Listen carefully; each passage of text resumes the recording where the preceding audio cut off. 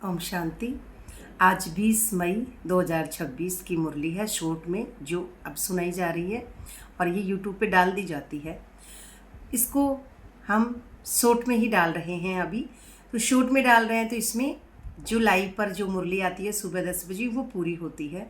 तो 10 बजे जुड़े लाइव पर, तो उसके अंदर पूरी मुरली है। और माया अर्थात क्या क्या विघ्न आते हैं सीट पर सेट होने से पहले। ये मन है पुराना, तो ये मन माया में जब तक डूबा हुआ है तब तक इस दुनिया का एक्टर समझता है, अपने आप को हीरो समझना, अपने आप को पुराना मन अर्थात ड्रामा में डूबे हुए रहना। तो ये ड्रामा है जब तक हम सीट पे सेट नहीं होते हैं, हम निराकार स्मृति में जब तक टिकते नहीं हैं तब तक ये ड्रामा ऐसा लगता है जैसे हकीकत है। तो ये इस ड्रामा से परे होना अर्थात अपने इस सूक्ष्म मन के अंदर जो पुरानी वृत्तियां हैं उनसे परे होने के लिए ही मुरली हमको ये ऑनलाइन सुबह 10 बजे इसका छोटा छोटा अर्थ समझाया जाता है। सूक्ष्म सूक्ष्म जो बातें हैं उनसे हम समझें। तो यहाँ पे एक टुकड़ा ही डाला जाता है मुरली का, जो प्रश्न उत्तर है और नीचे जो सार है वही। तो आज है 20 मई 2026 की मुरली। आज मीठी मीठी बाबा कहते, मीठी बच्ची जी हुकुम बाबा, अपने आप से पूछो कि मैं कितना समय बाप की याद में रहता हूँ। देही अभिमानी स्थिति कितना समय रहती है। तो अपने आप से किससे? हमारे ही भीतर हमारा मन है, तो वह मन ही हमको, जो मन में आता है उधर ही मन भाग जाता है। मन जैसे हमारा मन जो है, जिधर हमारा बुद्धि गया उधर ही चला जाता है, उसी में हम माया में उलझ जाते हैं और फिर निकलते ही नहीं है अर्थात ड्रामा में डूब जाते हैं। तो इसमें ये बताया है कि ये जो बिंदी है वह हमको समझ में नहीं आती है कि ये बिंदी है क्या। तो उसी स्टेज पे ये भी बताया है कि प्रजापिता जो ब्रह्मा है, तो प्रजापिता ब्रह्मा का ये अंतिम जन्म है, पतित शरीर है, तो इसी में परमात्मा प्रवेश करते हैं। अब ये किसी का भी शरीर हो सकता है। अब ये सूक्ष्म मन है, फिर इसको भीतर से समझेंगे कि ये सूक्ष्म जो हमारा मन है, ये मन के अंदर जो पुरानी जो वृत्तियां हैं इसी दुनिया में, इसी कारण में हमको अटकाए रखती है, तो हमको निवारण मिलता ही नहीं है। तो इसको ये सदगति में अर्थात अपने मूल रूप में वापस लौटने के लिए, अपना जो मूल है बीज, तो उसमें लौटने के लिए इस मन को एक काम देना है, जैसे जिन का काम। जिंद जो होता है जिन, तो जिन को काम देते हैं कि ऊपर नीचे सीढ़ियाँ चढ़ो। इसीलिए ड्रिल होती है कि परमात्मा से अपने आप को बार बार अपने आप को डिटैच करें और साक्षी हो के अपने स्वरूप को पहचानें। तो बार बार अपने मन की ड्रिल, अपने सत्य को याद करना। जितना मन को अपने मन मना भव अर्थात मन को परमात्मा में मिलाएंगे, उतना ही हम भव अर्थात बनते जाएंगे। और ये जो अंतर्मुक्ता है, इसी से हम इस स्टेज पे पहुंचेंगे। अंतर्मुक्ता अर्थात मुलहरा डाल लें। तो मुलहरा का मतलब ये नहीं है कि मुख में पान डाल लिया, नहीं, मुख हमारा बात है ही नहीं, मुख तो माया का है। ये जो मुख है ये माया का है, इंद्रियां सब माया है, आत्मा बहुत परे की स्थिति है। तो मुख में मुलहरा डालने का मतलब यही है कि अंतर्मुक्ता की गुफा में जाना, भीतर अपनी भीतर की तपस्या, याद की यात्रा कि मैं देह से न्यारी हूँ, मैं ये मन नहीं हूँ। ये मन को समझाना है कि मैं देह से न्यारी हूँ। ये दुख दर्द, ये फिजिकल रोल, ये कैरेक्टर, ये ड्रामा, ये कहानी, ये मैं नहीं हूँ। ये शरीर की बातें, किंतु परंतु लेकिन मुझे, मैं, पति पत्नी, सगे संबंधी, जात पात, ऊंच नीच, ये मैं नहीं हूँ, मैं उनसे परे हूँ। तो मैं अपने मन को समझाऊं ये बात, कोई मुलहरा मुख में नहीं डालना, अपने मन को समझाना है कि हे मन, तू इस दुनिया का नहीं है, तो उस मूल वतन का है, ब्रह्मलोक का है, तेरा यहाँ पे कोई काम नहीं है, तू अपने सत्य परमात्मा को ही याद कर। तो यही हमको बार बार बाबा याद दिलाते हैं कि ये माया रूपी चोला आप नहीं हैं। ये जो मिट्टी का अर्थात ये जो कठपुतली भी कह सकते हैं, या ये कार्टून शो जो चल रहे हैं, ये कार्टून हम नहीं हैं। इन कार्टून जो चल रहे हैं माया के अंदर, चकाचौंध की दुनिया, ये चकाचौंध की दुनिया से परे है आत्मा। यही हमको बाबा ने समझाया है। तो अपने आप से हम पूछेंगे तो समय, कितना समय, समय अर्थात अभी ये समय भी कब होता है जब हम पुराने फिजिकल रोल में अपने आप को शरीर समझते हैं तो समय होता है। घड़ी की दुनिया, अब 5 बज गई, अब 6 बज गई, अब 7 बज गई, तो इसमें समय है। लेकिन जब हमारा ये मन है मानवीय हदों से पार चला जाएगा, लिमिटेड बंधन टूटने के बाद, तो समय से भी परे हो जाएंगे हम, टाइम से, समय से, स्पेस से। तो समय खत्म हो जाएगा। तो कितने समय याद करें? तो जब तक हम मनुष्य मन के वश है, जब भी याद आए परमात्मा को याद करें, क्योंकि याद करना भी हमारे मन की अवस्था है, वो भी ड्रामा अनुसार ही हम सबका है, क्योंकि बनी बनाई मूवी है और बनी बनाई मूवी के अनुसार स्क्रिप्ट चल रही है, हम करता नहीं हैं।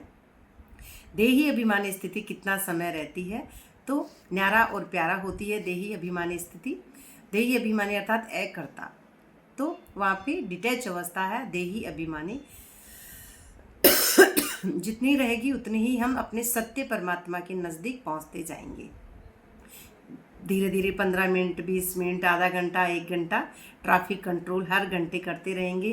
पिछले याद करेंगे कर्मेंद्रियों ने कितनी गलती की है, अपने शरीर के हिसाब से कितना तोला है, अपने पुराने मन के हिसाब से, मतलबी दुनिया के हिसाब से।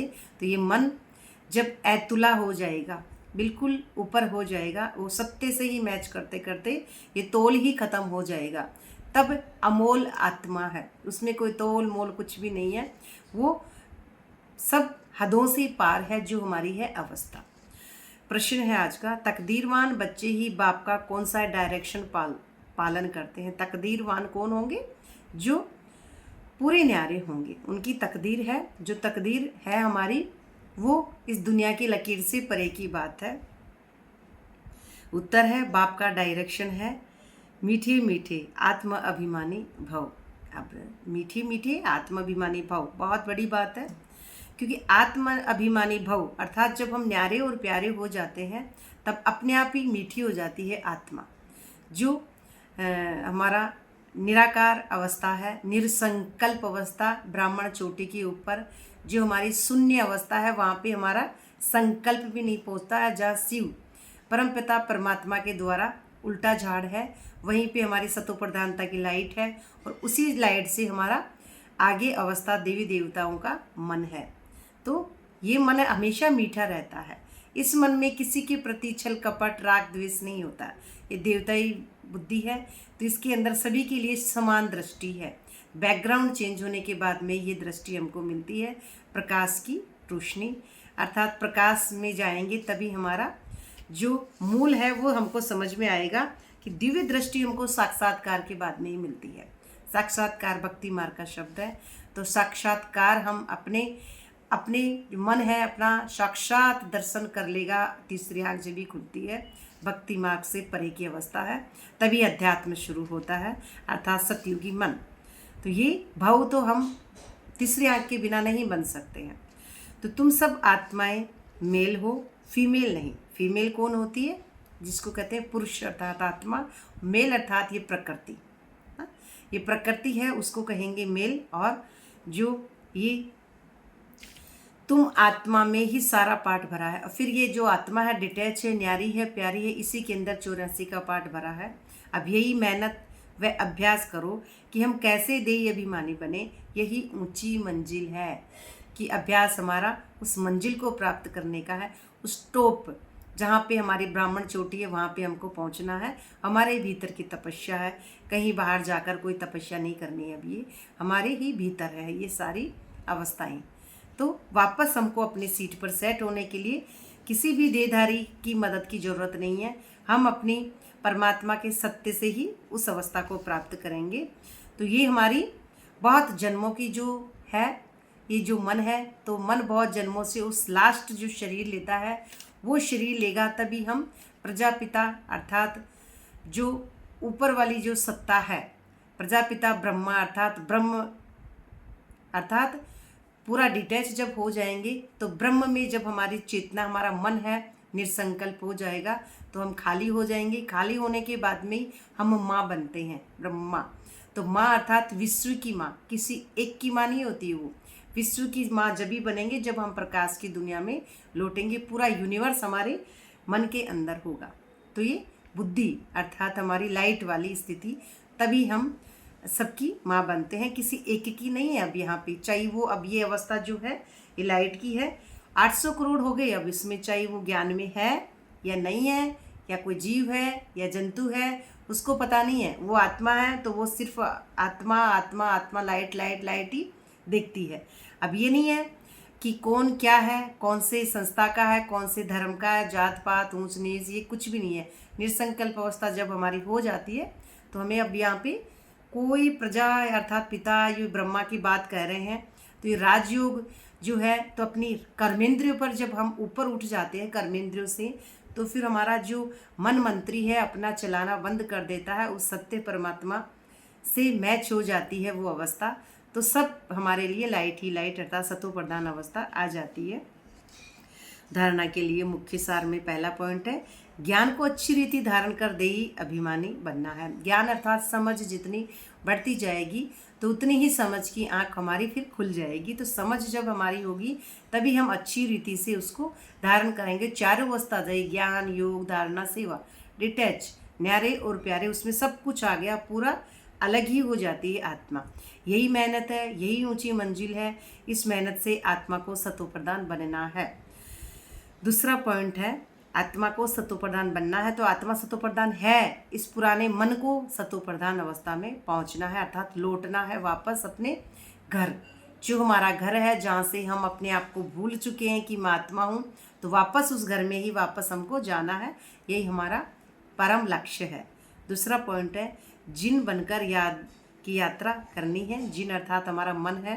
तो इस मन में जो माया है, तो ये माया को याद ना करे, बस ये मन सत्य परमात्मा में मिलेगा तो बीच में ये सब मायाएं हटती जाएंगी। माया कितना विघ्न डालती है, लेकिन मुख में मुलहरा डाल देना है, अर्थात अपने मन को जो है मन से न्यारा होकर देखना है कि मैं मन नहीं हूँ, मैं आत्मा हूँ। इस दुनिया में ये दुख दर्द, इमोशनल्स, फीलिंग्स, दुख, ये कुछ भी माया है, ये मैं नहीं हूँ। ये तो इस दुनिया की है, इस दुनिया की मैं हूँ ही नहीं। मैं तो एक डिटेच अवस्था की आत्मा हूँ, उस परमात्मा के पास कंबाइंड रहने वाली हूँ।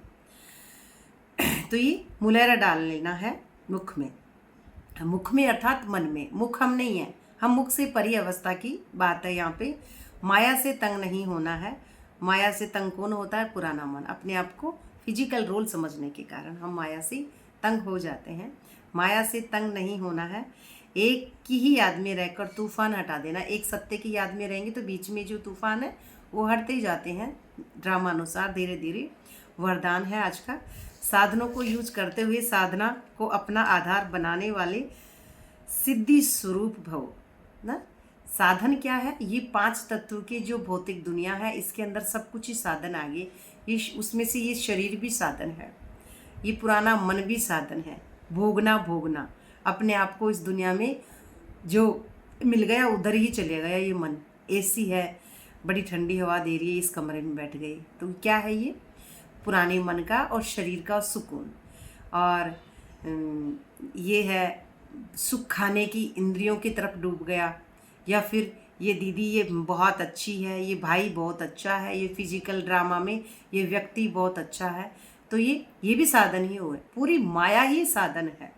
कोई भी पुरानी दुनिया है ना, यही आ रहा है यहाँ पे, कोई भी पुरानी दुनिया के आकर्षणमय दृश्य जो भी हमें आकर्षित करते हैं, इन 2 आँखों से दिखते हैं, मायावी चरम चक्षु से जो भी दिख रहा है, या मायावी ये कान है इससे कुछ भी सुन रहा है, ये इंद्रियां कुछ भी मांग रही हैं, तो ये हो गया आकर्षण दृश्य। दिखने वाली जो चीज़ें होती है, अल्पकाल के सुख के साधन यूज करते हैं, वह देखते हो तो उन साधनों के वशीभूत हो जाते हो। जैसे ही देखते हैं इंद्रियां उधर चली जाती है, मन पुराना चला जाता है। साधनों के आधार पर साधना ऐसे है जैसे रेत के फाउंडेशन पर बिल्डिंग है ना। रेत का कोई टीला है, उसके ऊपर कुछ भी बिल्डिंग बनाएंगे तो ढह जाएगा ना, ऐसे है, टिकेगा नहीं वो फाउंडेशन पर बिल्डिंग। इसलिए किसी भी विनाशी साधन के आधार पर अविनाशी साधना न हो। ये जो भी दुनिया दिखती है हमको, ये पूरी विनाशकारी है। तो इस दुनिया में हमारी फाउंडेशन हो ही नहीं सकती है। माटी की दुनिया आज है, कल नहीं है ना। तो ऐसे ही ये शरीर, ये इंद्रियां, ये दुनिया, ये आज है कल नहीं है, हमारी सच्ची सच्ची इंद्री है ये। तो सच्ची इंद्री हमारी इंद्रियों से परे की अवस्था, ये इंद्री नहीं है, इंद्रियों से परे की अवस्था है, साइलेंस है, मौन है, सत्य है, परमात्मा है, अविनाशी जो अवस्था है हमारी, वो हमको बनानी है। तो साधन निमित्त मात्र है, साधन तो हमको क्षणिक सुख देते हैं, कुछ समय का सुख देते हैं, और साधना निर्माण का आधार है। निर्माण करती है किसका? सत्युग का। आने वाली जो अवस्था है हमारी, तो वो निर्माण करना है ना हमको। तो हमको सत्युग में हमारा मन वापस लौटाना है, वापस विश्राम करना है हमको। हम थक चुके, अपने आप को पुराना मन, कैरेक्टर, रोल, ड्रामा दे दे कि दुनिया, जात पात, ऊंच नीच, मम्मी पापा, बंधु सखा, भाई बहन, रिश्ते नाते इतने बहुत ज़्यादा बढ़ गए हैं। माया का पंप अर्थात दिखावा, तो इससे हमको परे होना है। तो निर्माण जो हमारा है, वो हमारा जो निर्माण होगा सत्युगित ताज़ा जो हमारा मन है उस अवस्था के अंदर। इसलिए साधना को महत्व दो, और साधना सिद्धि को प्राप्त कराएगी। साधना है वो सिद्धि को प्राप्त कराएगी। तो सिद्धि जब ही होगी ना, जब हमारी फाउंडेशन मजबूत होगी। अर्थात जैसे हम भक्ति मार्ग में कहते हैं, गणेश जी के साथ में रिद्धि सिद्धि होती है ना। तो ये गणेश जी अर्थात अपना हमारा फाउंडेशन जब मजबूत होगा, तो फाउंडेशन मजबूत होगा, उसी के बाद में हमारी सिद्धियां प्राप्त होंगी। अर्थात हमारे 7 गुण, 8 शक्तियाँ हमारे उसी नए मन के अंदर हैं। तो ये हमारी सिद्धि भी उसी समय होगी जब हम डिटैच होंगे, न्यारे और प्यारे। स्लोगन है, किसी भी कमजोरी का अंश है तो वंश पैदा हो जाएगा, है ना। कोई भी कमजोरी है तो उसको अगर चेक करके निकाला नहीं तो वंश पैदा हो जाता है, और परवश बना देती है। परवश अर्थात इस शरीर के वश या इन इंद्रियों में वापस डूब जाते हैं, इस ड्रामा को सच समझने लग जाएंगे परवश।